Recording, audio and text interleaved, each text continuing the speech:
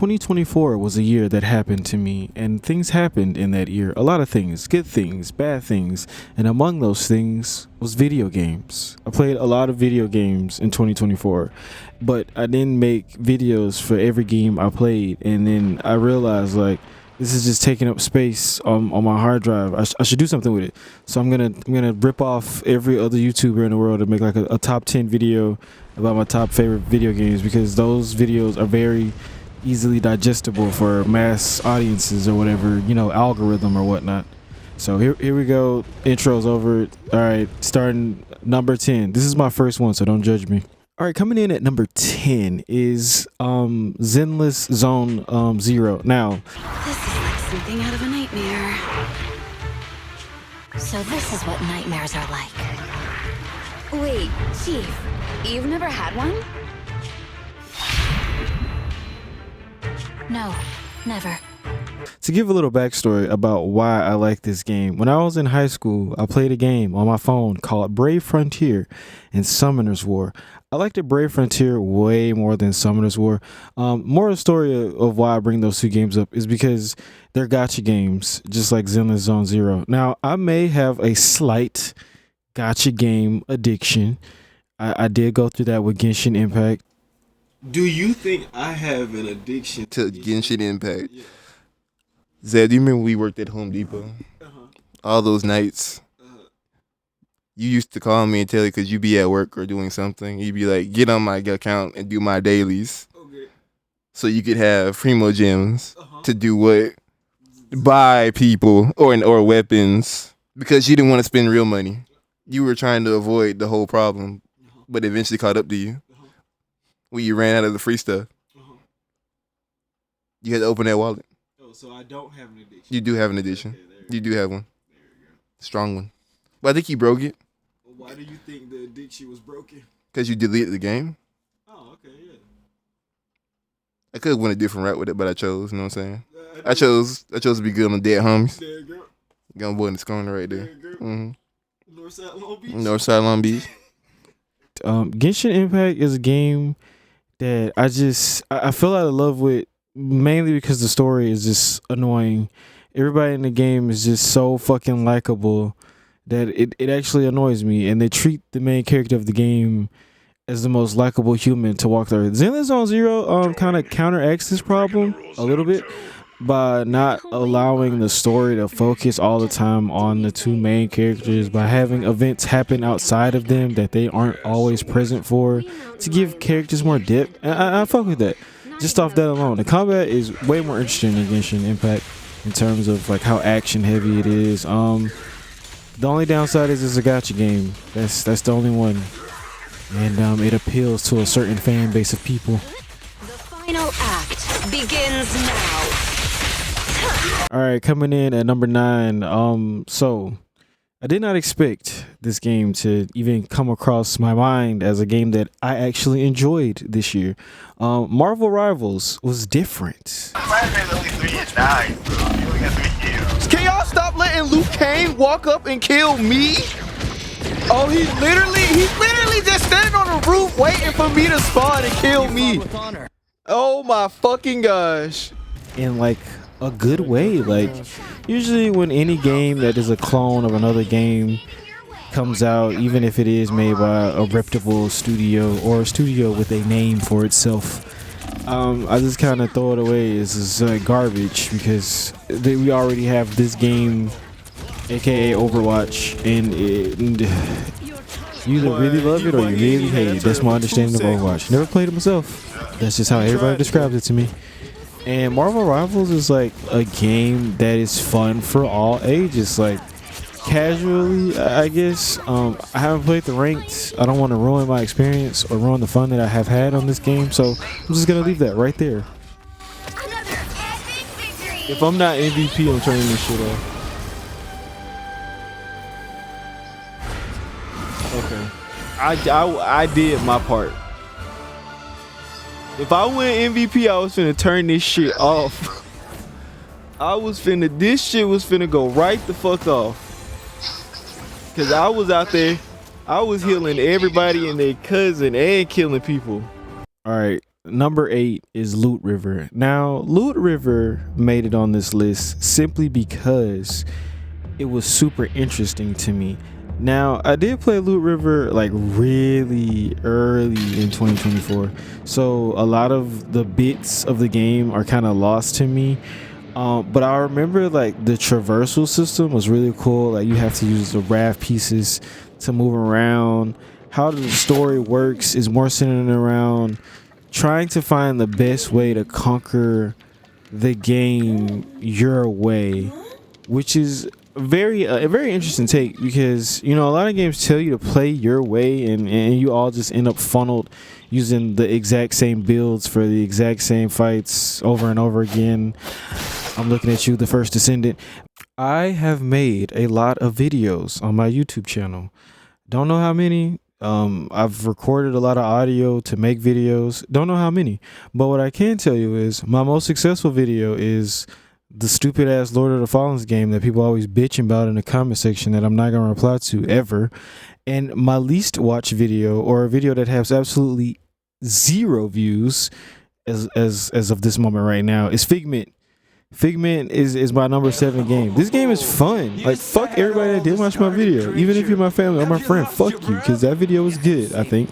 And you should have watched it and liked it and subscribed or something. But you didn't. And I'm going to hold that against you. Figment is kind of like Psychonauts, but very, like, not Psychonauts. The thing that makes this game enjoyable to me is it's very simplistic, but it talks about a lot of deeper things. Like, it's a game you could let your child play, and then like they get older and like remember bits of the game, like, wow, this is crazy how, you know, when I was a kid I just thought this was just, you know, this, but now that I like look at it as a older person, this game has a lot of takeaways from it, like the singing, which I find amazing. Green gills, a pharmacy of bitter pills, drenched in sweat and with a scream, you wake up from my fever dream. Your blood is boiling, your headache split, you lose your lunch and smell like something nasty. Coming in at number, what is this, 6? I think this is 6. I hope this is 6. Renaissance of Faith. Is that the name of this game? Renaissance of Faith? Renaissance of Fate. Renaissance of Fate.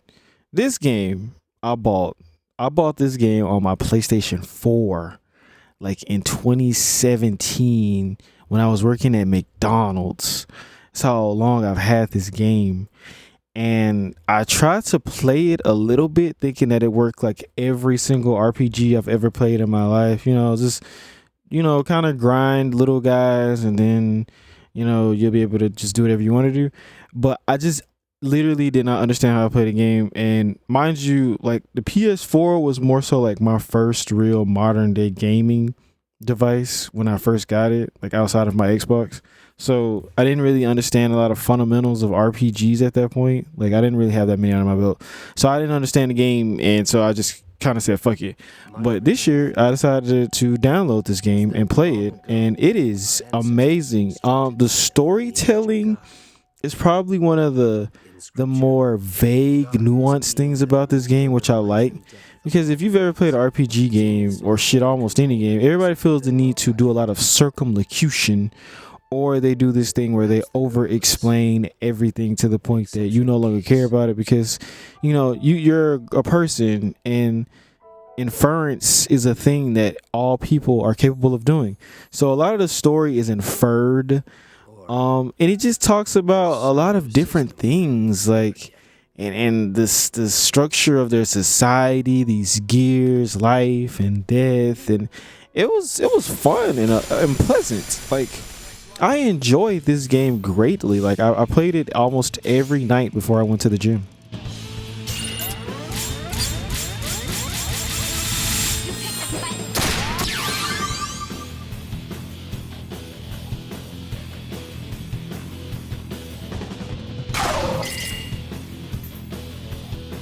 They learned their lesson? Coming in at number 5, the median number, is gonna be Animal Well. I don't have to tell you anything about Animal Well because the game doesn't tell you anything about Animal Well. You just play it, and that's what you should do. You should just go play it. That's it.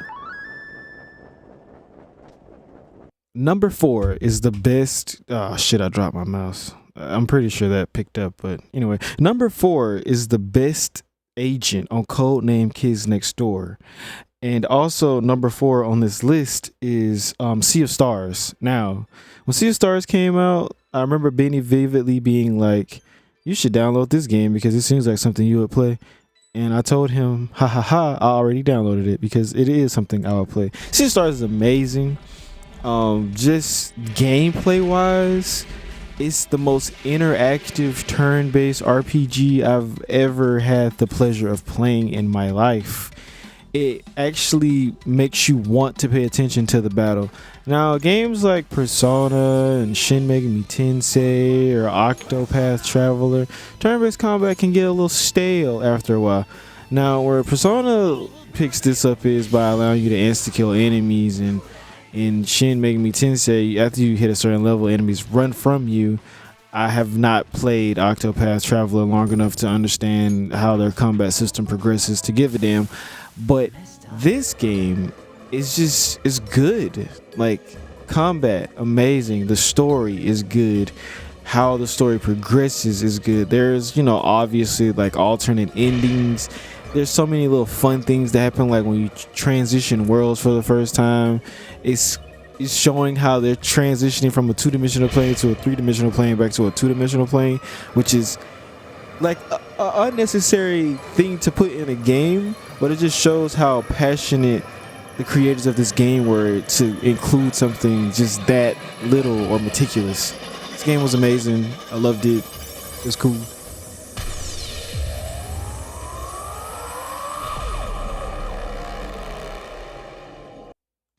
The number 3, I don't know what I was about to say. Anyway, coming in at number 3 is Nobody Wants to Die. I played this game fairly recently, and it was on my wish list for a couple of months. Then it went on sale, and I played it because I didn't know if I would actually enjoy it. Now, the things that automatically hooked me about this game is it's noir, it's a detective, the main guy has this ambiguous view of life and death and a sense of morality. It's just all ambiguously gray, and I love it. I love when characters are so full of hope and doubt, regret and faith. It has these levels of complexity where, at this point in their life, you can tell like this is the melding point, the breaking point, and your decisions really have weight and they feel like they matter, which is so huge in this game. Like, everything that you do, the decisions you make, the things you talk about, choose how people interact with you, how they see you, how willing they are to help you, if they fucking shoot you. Sped up. I think she's running away. She's almost at the statue. Help her.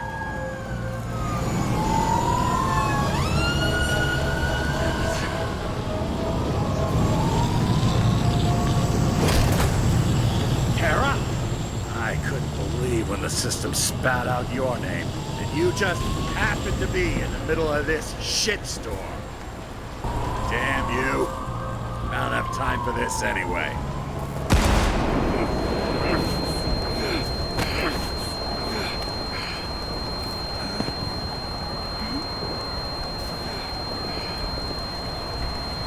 Watch out! Fuck that police chief. Fuck that car. Fuck bologna sandwiches. Fuck them. But hey, it's a really good game. It also has different endings. I only did one ending for my playthrough, and it was, I guess, the bad ending. But either way, this game was amazing just off that first ending. So I will go back and try to see the rest of the endings if I can, and if I feel like it. I probably won't, not this year. But hey, it's a good game. This information is confidential and will be automatically destroyed after reading. Now, these last two were so hard to put over each other, and to spare you the unnecessary suspense, number 2 is Asura's Wrath. I'm not finna say Asura. I'm sorry. When I see it, I see Asura. I don't give a fuck about basketball. Anyway, this game is a tried and true testament to like those Xbox 360 games, like when like a Bayonetta, a freaking Devil May Cry, just action heavy. The narrative is there. The rage is there. It's just every game from that era just wrapped up in like a role just given to you. I cannot stress how amazing this game is, how the story works, the combat, just everything is so curated for your enjoyment as a player. Nothing feels unintentional. In video games, I feel like a lot of times a lot of shit is just in there for the sake of being in there to pad out gameplay. Fuck you, Wizen. Fuck you, Wizen. Fuck you.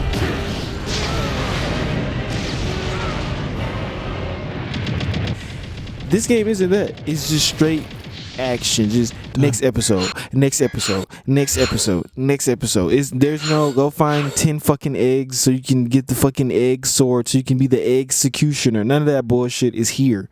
It's just straight game. And then you get to the end and it requires you to do a little bit of like backtracking as far as like getting certain achievements to unlock certain episodes and things of that nature, but it's not enough to deter me to like not want to do it, because going back and playing some of these episodes are fun to see, especially when you get to just punch people in the face so they don't have to do that long ass monotonous ass dialogue. Unfocused and had the eyes of a beast, even then.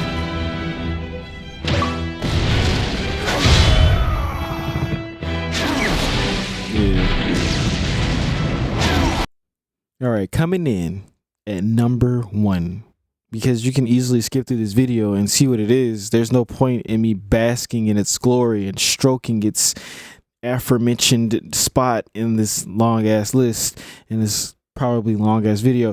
Anyway, the number 1 spot goes to 13 Sentinels Aegis Rim. I think that's the name of this game. And that's the name of this game? I guess his name is 13 Sentinels Aegis Rim, 13 Sentinels something, Agent Shield, 13 Sentinels, which is made by Atlas. Now, last year Atlas disappointed me a lot with some of their games, and some of those games made it on my other top 10 list. And I'm not gonna get into here, but this game, which was not made last year, is amazing. It's amazing. It is amazing.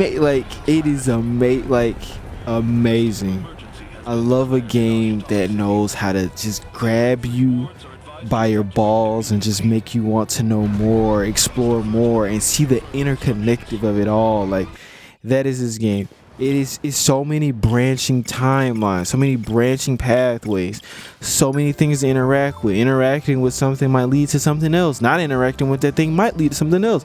Talking to the same person every day might lead to something else. It's just always like this.